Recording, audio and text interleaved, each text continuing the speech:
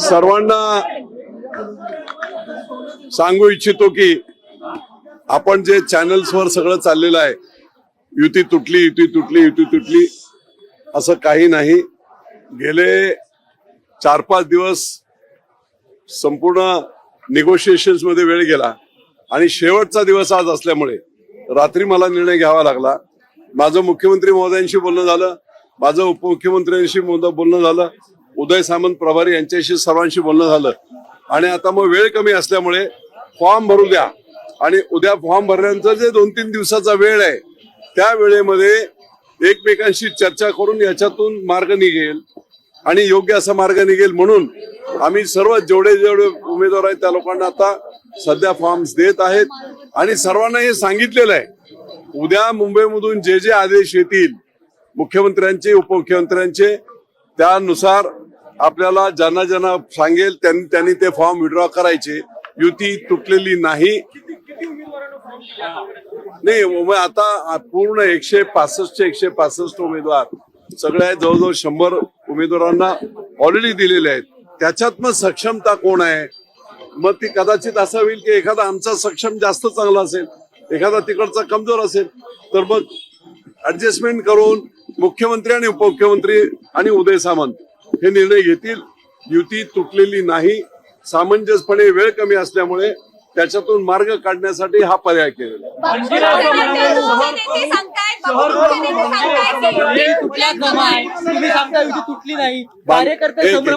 एक मिनिट, कोणीही कार्यकर्ते संभ्रमात नाहीत.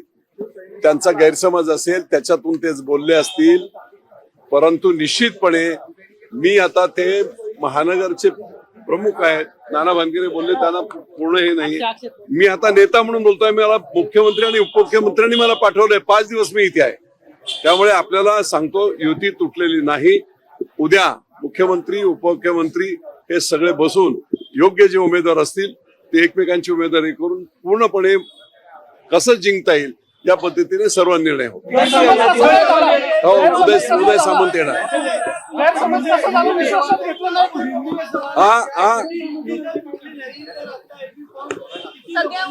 हे आम्ही 100% लोकांना फॉर्म देणार आहोत, परंतु फॉर्म देताना कार्यकर्त्यांना हेच सांगितलं जात आहे की उद्या कोणावर अन्याय होऊ नये. उद्या जे काय आदेश येतील त्या आदेशानुसार मग भाजपचे असतील किंवा सेनेचे असतील पाठीमागे फॉर्म घेतले जातील.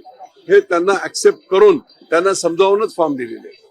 165 जणांना तुम्ही एपी फॉर्म देता असं सांगताय.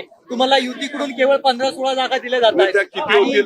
हॅलो, मग किती मागा घ्यायला लागणार बापू? हे सगळं शक्य होणार आहे केवढ्या लोकांचे फॉर्म मागा घेणं?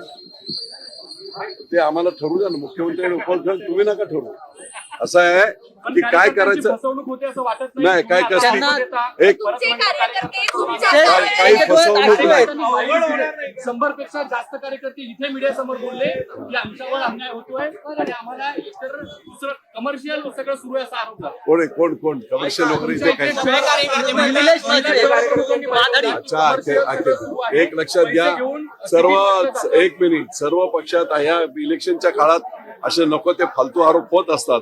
त्याला मी स्वतः बसलेला इथे. नो कमर्शियलायझेशन कोण जो बोलत असेल तर ते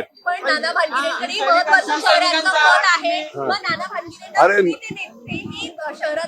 नेते आहेत. ऐका त्यांना विश्वासात नाही.